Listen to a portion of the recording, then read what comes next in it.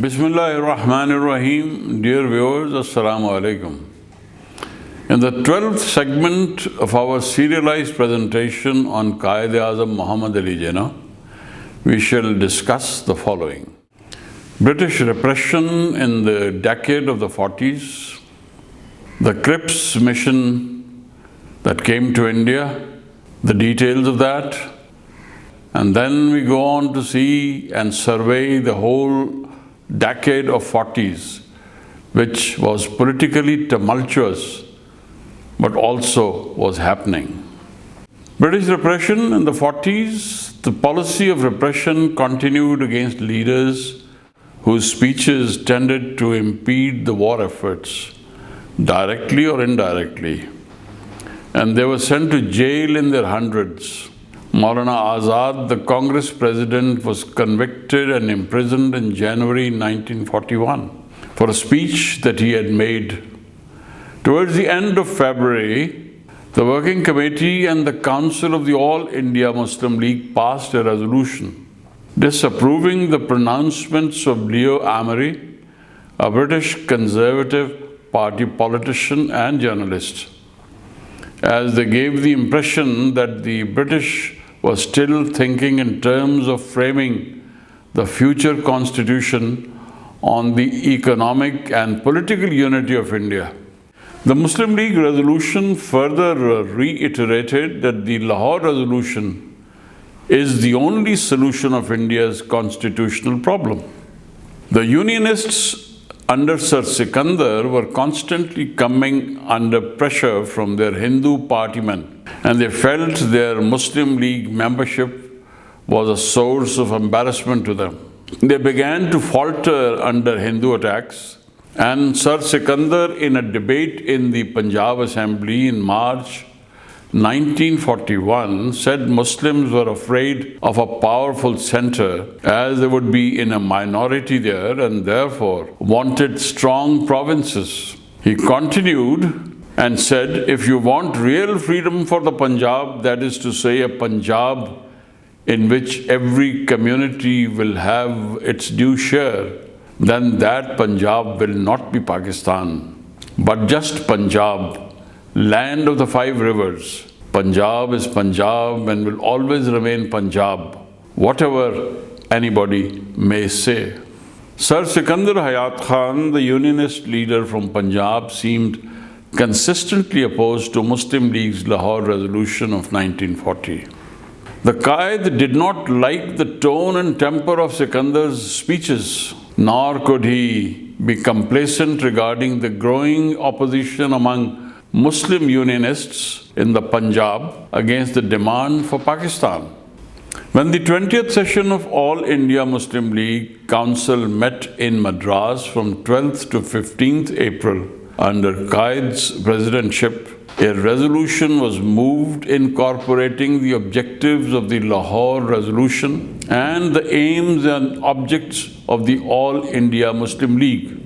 It was moved by Nawabzada Liaquat Ali Khan and seconded by Haji Abdul Sattar Seth, and was unanimously adopted. The Cripps mission, my dear viewers, the all-important Cripps mission.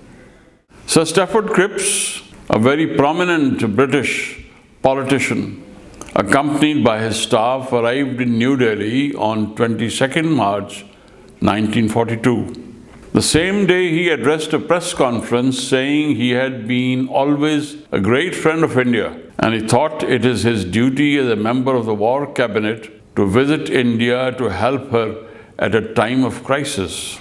There is no time to lose and no time for long discussion. He confessed he was a friend of the Congress and that he knew other leaders and parties less intimately, but that he had an open mind. He was frank enough to admit that no radical change of policy was contemplated, nor could real major fundamental changes be made.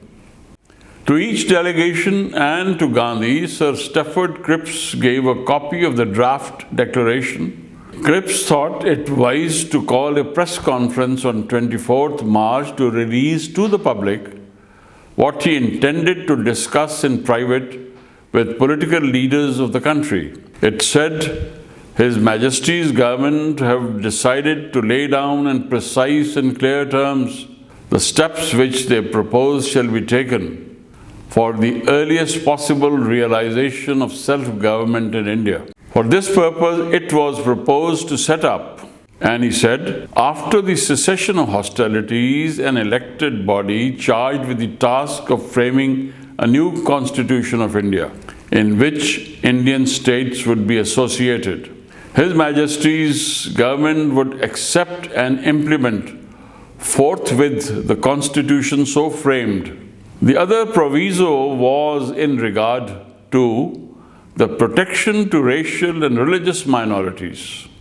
The draft declaration laying down the procedure and the composition of the constitution-making body said that after the war, general elections would be held for all provincial assemblies, and these assemblies thereafter would elect the Constituent Assembly by the system of proportional representation.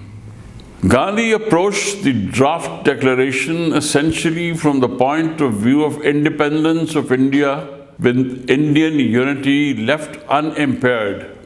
Gandhi was in a hurry and he could not trust British pledges.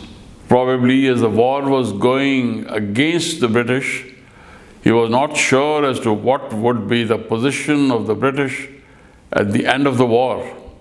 Would it survive or go under? Gandhi said British promises at such a period of uncertainty were a post-dated check on a bank that was obviously crashing. Cripps had frequent meetings and consultations with Azad and Nehru.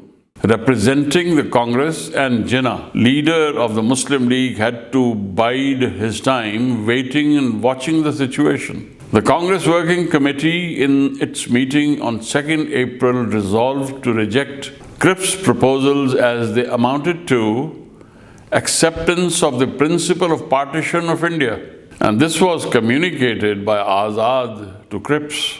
The Muslim League, my dear viewers, expressed its disappointment that the demand for Pakistan had not been expressly and unequivocally conceded.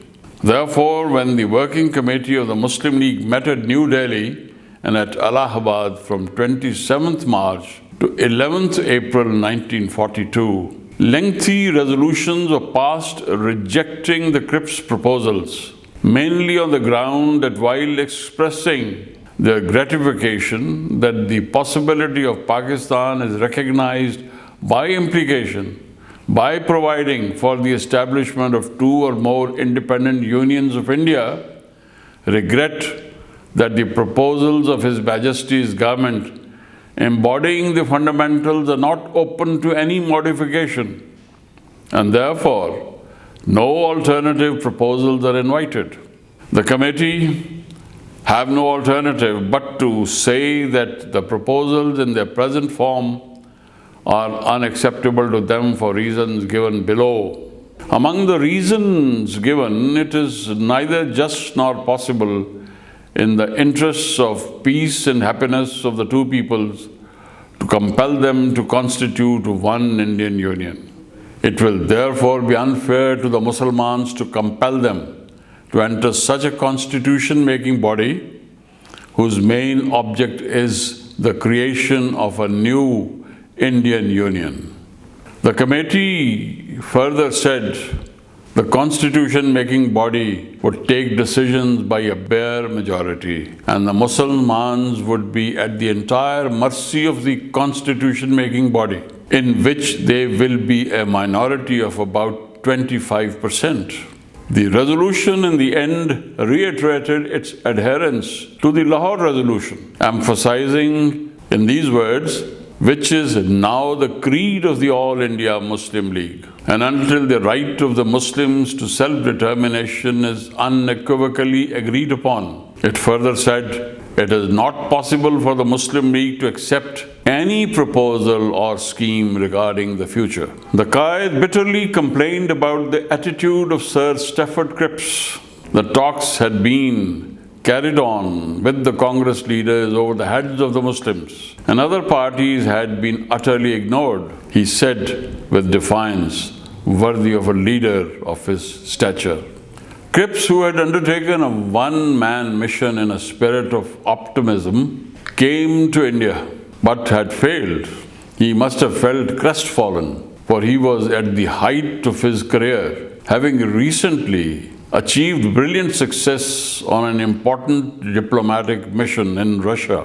On the night of 11th April, Cripps broadcast from All India Radio Delhi the declaration framed by the War Cabinet. Cripps said, "We have tried by the offer I brought to help India along her road to victory and to freedom.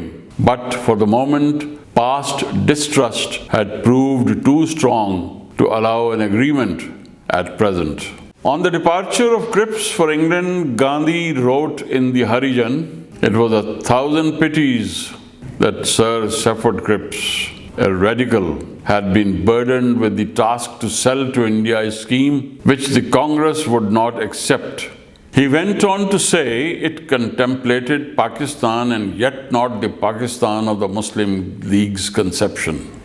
If the vast majority of Muslims regard themselves as a separate nation having nothing in common with the Hindus and others, no power on earth can compel them to think otherwise. The Quaid stood vindicated. What Gandhi now admitted Jinnah had been saying for the past few years. On 13th April 1942, Quaid addressing a press conference explained why the Muslim League had rejected the Cripps offer. He said, "The proposals of His Majesty's government were in their fundamentals not subject to modification. Therefore, after clarification by Sir Stafford Cripps, the Muslim League examined them carefully. I was told that they should be accepted in toto, but not in parts. We could not therefore discard the future and deal with the present. Further, that the immediate present could only be considered if the future was agreed upon. That being the position, we examined the whole of the proposal as one document and came to the conclusion that as regards the future, the principle of partition, Pakistan was not conceded, but there was possibility for a province or provinces to stand out.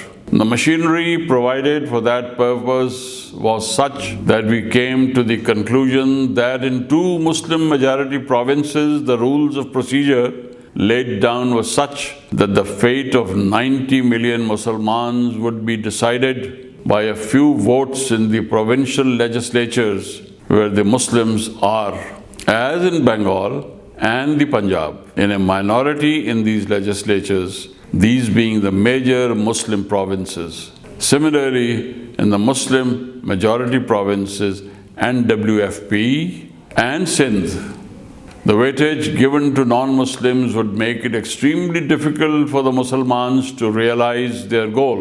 In effect, Pakistan was not conceded unequivocally, and the right of Muslim self-determination was denied. We therefore did not accept the proposals regarding the future, although we recognize that the same may constitute the foundations of British policy as a historic document. The recognition given to the principle of partition, however, was very much appreciated by Muslim India. He, that is Quaid, went on to condemn the Congress' insistence on having majority rule in the center, which means that the Congress wanted to constitute themselves as the fascist Grand Council of India and hold the minorities at their mercy. Repudiating the charge that the League was against independence, he said, "We stand for freedom and independence, yielding to none in that respect. But the Congress scheme will not bring freedom and independence for the Muslims and other minorities of India who will be at the entire mercy of the caucus cabinet. Therefore, we hold that the Congress proposals are short-circuiting the paramount and vital issues in the name of national government. This has been from the beginning, and that is what we have been resisting. The Quaid declared in unequivocal terms that the League stood for an independent Pakistan. So far as Pakistan is not agreed to, we cannot agree to any present adjustment which will in any way militate against or prejudge the Pakistan demand. The demand of the Congress, as explained by Pandit Jawaharlal Nehru to the press conference as disclosed in the correspondence with Sir Stafford Cripps, does definitely prejudge and militate against the Pakistan demand and is therefore unacceptable to us. On 24th December 1943, the Quaid made an important speech while presiding over the All India Muslim League session held in Karachi. He said that recent achievements of Muslims had proved that they were a nation. He continued, "We have survived opposition, which came first from the government and the bureaucracy when we undertook to reorganize our movement. The onslaught that came from the Congress had been successfully repulsed." He further emphasized, "Muslim League and Muslim India have now become shock-proof, slogan-proof, stunt-proof." He said further, "You cannot break us. We have got millions behind us. We have got our flag and our platform. And what is more, we have our definite goal of Pakistan." He said in order to achieve Pakistan, it was not necessary to have an army, a navy, and an air force. All that was needed was the will and determination and unflagging faith and unity. Faith in your cause.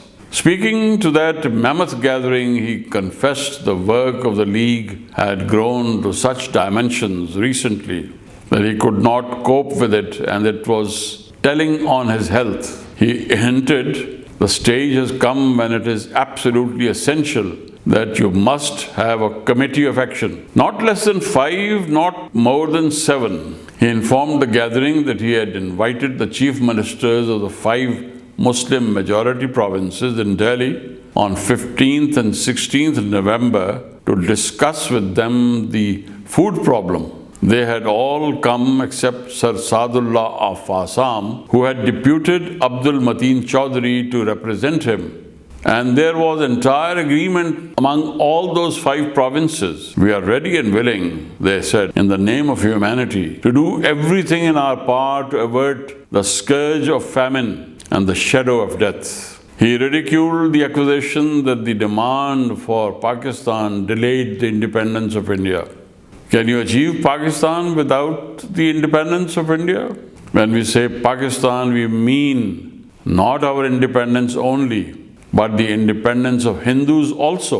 In this statement, Quaid-e-Azam eloquently demonstrated the solidarity of the Muslims with the movement for the freedom of the whole of India. If the Hindus wanted to malign the Muslims of India, he said it was their business, but they cannot and will not be able to prevent us from seizing Pakistan. He gave in the Karachi session a new slogan to the Muslim nation, which was to be their guideline on the future of the British in India. He said the British must divide and quit. His words were repeated all over India by the Muslims. He wanted the British to divide India into Pakistan and Hindustan and to leave the shores of India. The name of Nawabzada Liaquat Ali Khan was once again proposed at the Karachi session as honorary General Secretary of the Muslim League. The Quaid, in putting the motion to vote, said that Nawabzada Liaquat Ali Khan was his right-hand man. He said Liaquat Ali worked and served the League day and night, and that it was not possible for anyone to have any idea of the burden of work that he was called upon to do. Nawabzada Liaquat Ali commanded universal respect and confidence of the Muslims of India. Quaid-e-Azam's suggestion for forming a committee of action was adopted in a resolution moved in the annual session on 26 December, authorizing the President to appoint a committee. By another resolution, it was resolved to authorize the President to appoint a committee to prepare a report for the economic and social uplift, industrialization in Pakistan zones introduction of free primary basic education, reform of land system, stabilization of rent, security of tenure, improvement in the conditions of labor in agriculture, and control of money lending. This indeed was a resolution that promised to the Muslims of Pakistan progressive reforms and guaranteed them social security. It stands to the credit of the Quaid that he could get such a revolutionary resolution adopted by a political organization which had so many gentlemen of the landed aristocracy as its members. The resolution was moved by Z.H. Lari and seconded by Maulvi Tamizuddin Khan and Hamid Nizami, editor of Nawai-Waqt. Congressmen wanted the British to quit India so that Congress could establish Hindu Raj when they left. The Muslim League under the leadership of Quaid Azam replied that before the British leave, the country should be partitioned into two independent states, Pakistan and Hindustan. Muslims all over India with one voice replied, "Divide and quit. You cannot break us." On 17th February 1944, Lord Wavell addressed a joint session of the Central Legislature in which he said, "The winning of the war is our first task, but it must not exclude preparation for the future." Lord Wavell said, "You cannot alter geography. India is a natural unit." This remark was rightly resented by the Muslim League, and the Dawn, the official organ of the party, wrote in its editorial that this drawing in of geography without reference to history and psychology is a poor compliment to Lord Wavell's gift of statesmanship. The Quaid was more pointed and piquant in his comments. The Quaid said, "Lord Wavell is fishing in Congress waters." Now coming, my dear viewers, to decade of 40s, which partially we have been discussing for a while, it remained politically tumultuous till the partition and the independence of India into two states. There was a deadlock in Indian politics at the end of the year 1943. There was governor's rule in 7 provinces and Congress leaders, including Gandhi, were in jail. Jinnah, however, kept himself engrossed in consolidating the position of the Muslim League, having made it abundantly clear that he was not prepared to take part in any discussion or to be a party to any decisions except on the basis that the Muslim League was the sole representative organization of the Muslims of India. Under these circumstances, with Sir Tej Bahadur Sapro as a moving spirit, a non-party conference was convened at Lucknow. On behalf of the conference, Sir Tej Bahadur Sapro, its president, submitted a memorandum to the Viceroy in the light of resolutions adopted by the conference. The memorandum said that out of 18 provincial advisors in the provinces, only 3 were Indians, and this had kept the provincial government completely divorced from Indian influence and advice.